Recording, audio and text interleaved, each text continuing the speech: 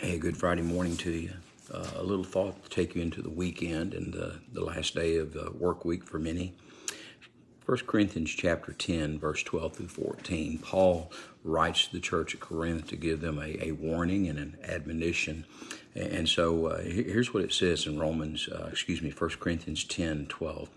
Therefore let him who thinks he stands take heed lest he fall.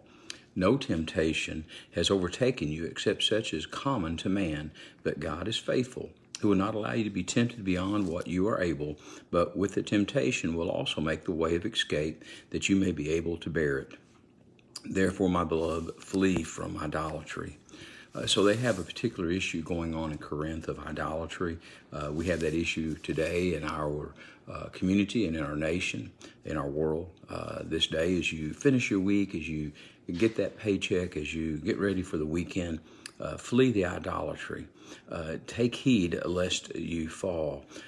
Paul was writing this and gave them the reminder of so many examples in the past where people were in a great position, but they turned to idolatry, they turned to sin, and they had difficulty. In each of those situations, he talks about those that ate the spiritual food and were in the wilderness. He talks about those who sat down to eat and drink and play and committed sexual immorality, and 23,000 died. And he just continued to give those examples. And so he's reminding them, and I'm reminding you, take heed. Be careful that you think, well, that never happened to me. Be careful to think, well, I'm beyond that, because that's when Satan wants to step in and cause you to be tempted.